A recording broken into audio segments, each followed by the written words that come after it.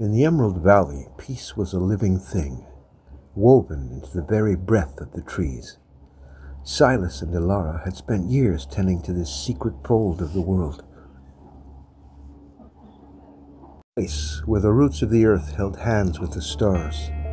But a new wind was blowing, one that smelled of ozone and sterile metal. They stood together on the ridge, watching a flicker of cold blue light on the distant horizon, the first sign that the machine was no longer content to stay within its bounds. The intrusion arrived not with a roar, but with a silent, sleek descent. Valerius, the face of the Shadow Architect, stepped out from a chrome transport that hummed with a predatory efficiency. He didn't look at the trees. He looked at his screens, calculating the caloric value of the canopy and the chemical potency of the soil. To him, the valley was not a sanctuary, but an untapped resource waiting to be cracked open to the highest bidder. The Shadow Architect began erecting lumina hubs at the forest's edge. Mira, a seeker whose spirit had been dulled by the city's grind, was among the first to be invited. Valerius showed her a world of pay-per-view shamanism, where sacred visions were streamed through neural links and the wisdom of the ages was compressed into a subscription fee. He promised her enlightenment without the dirt, a journey to the soul that required no more effort than a credit transfer. Ilara found Mira wandering near a patch of peyote, her eyes glazed by the flickering light of her corporate-issued headset. Ilara reached out, gently removing the device. She pointed to the small green buttons nestled in the sand, the true keepers of memory. "This cannot be streamed," Ilara whispered. "The medicine is a relationship, not a transaction. It requires the sun on your skin and the history of the earth beneath your fingernails." Silas spent his days watching the skies, where tiny metallic drones buzzed like angry gnats. They were pollinator bots designed by the Shadow Architect to harvest the pollen of the San Pedro cacti and synthesize its essence into a shelf-stable product. Silas stood before the towering sentinel, its ribbed skin vibrating with a low hum of protest. He knew that the machine could steal the chemicals, but it could never capture the cactus's stoic endurance or its ancient connection to the desert stars. That evening, Silas and Ilara sat by a small flickering fire, the smoke of cedar curling between them. The Shadow's Architect influence was spreading like a digital fungus, co-opting the language of the sacred to sell the hollow. "They are weaponizing the spirit," Silas said, his voice heavy. "They want to turn our teachers into commodities." They knew they had to find a way to keep the medicine clean, to protect the unseen threads that the corporate eye could never perceive. Deep inside the Lumina Hub, Valerius watched over the experience pods. He and his assistant, Link, monitored the biodata of hundreds of people plugged into a synthetic version of the mushroom spirit. The room was a forest of wires, a cold mockery of the mycelial web. "Optimization is nearly complete," Link reported. Valerius smiled, seeing only a map of neurological peaks, where a shaman would see a fractured soul. They were shelling the shadow of a dream and calling it reality. Ilara walked to the hidden grove, where the ayahuasca vines grew toward the canopy. She pressed her ear to the bark and felt a sharp, stinging vibration. The Shadow Architect was mapping the vine's DNA, trying to patent the very sequence of transcendence. Ilara wept for the mother vine, feeling the pain of 1,000 years of wisdom being chopped into data points. The medicine was being colonized, its soul stripped away to make room for profit margins. "We must move into the unseen," Ilara told Silas as the moon rose. They began to weave a different kind of architecture, not of wood and vine, but of intention and silence. They taught the community to keep the medicine decentralized, holding the songs in their hearts rather than recording them, and sharing the medicine only in circles of trust. By refusing to document, to sell, or to patent, they were creating a sanctuary that the corporate censors simply could not find. Silas knelt in the damp soil of a shaded hollow, uncovering a cluster of glowing mushrooms. These were the true internet, the original web that shared nutrients and secrets across the entire valley. He realized that the machines could never compete with the mycelium because the machines were built on extraction, while the mushrooms were built on reciprocity. The medicine's strength lay in its invisibility, the power of the underground that could never, ever be bought. Valerius eventually approached Silas at the valley's edge, his suit shimmering with an artificial sheen. He offered a partnership agreement, a mountain of credits that could buy 1,000 cities. "Think of the reach, Silas," Valerius said, his voice smooth as oil. "We can bring your medicine to the masses. We can heal the world's stress with a single click." He saw the forest as a problem to be solved, while Silas saw it as a life to be lived. "You cannot buy a relationship with the divine," Silas replied, his voice steady and rooted. "And you cannot sell a soul by selling it back its own reflection."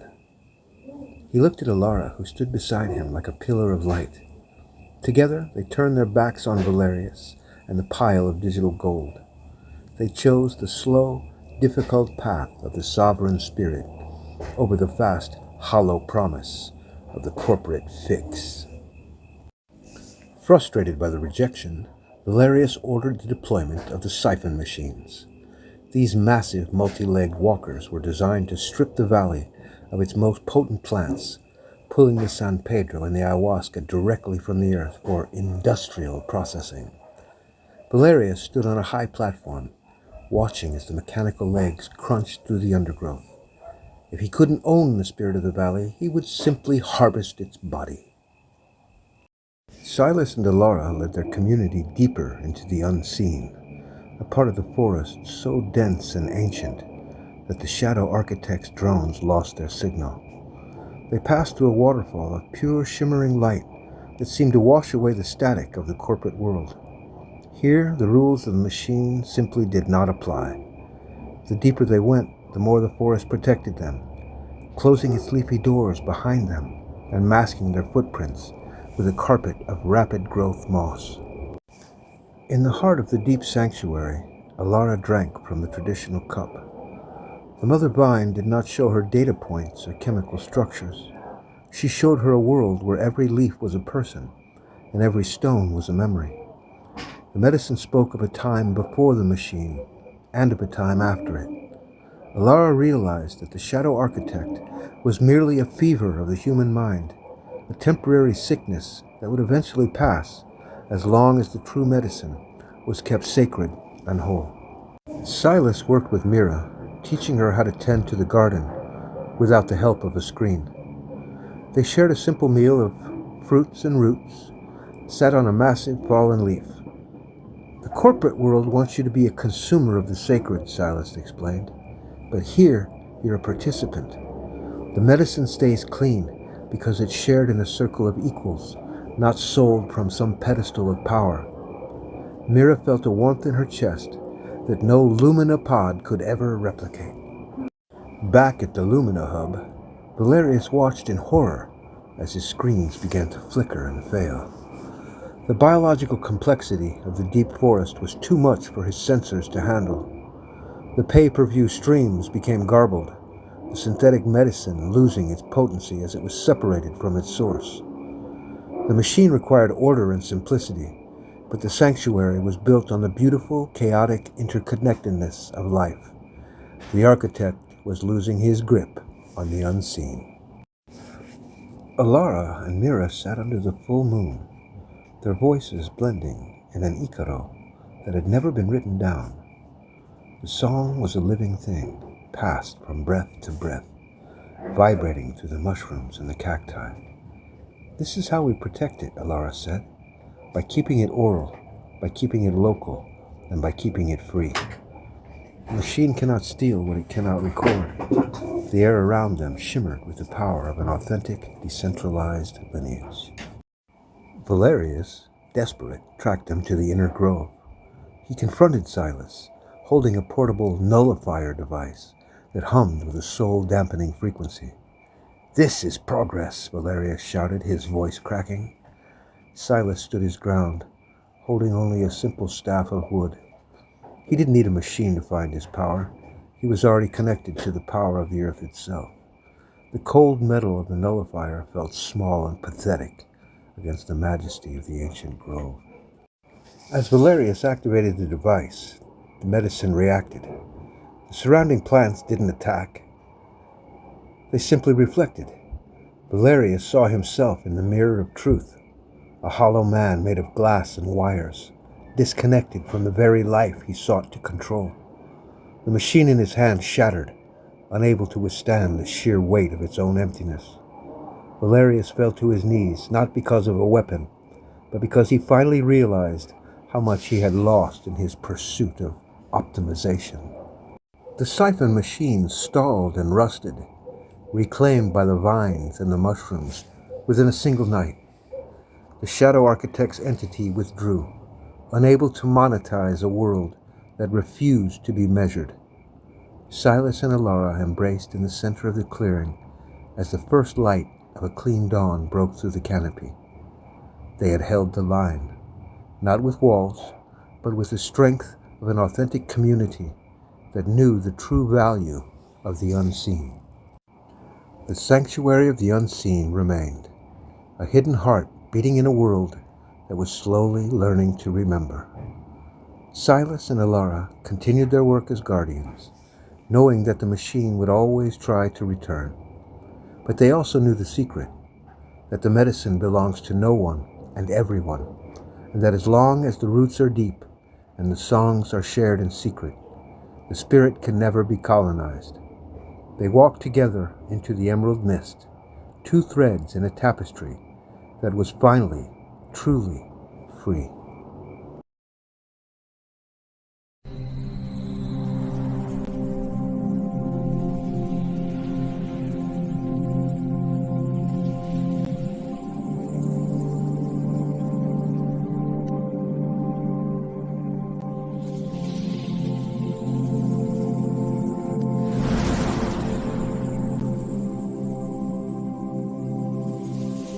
Be still and know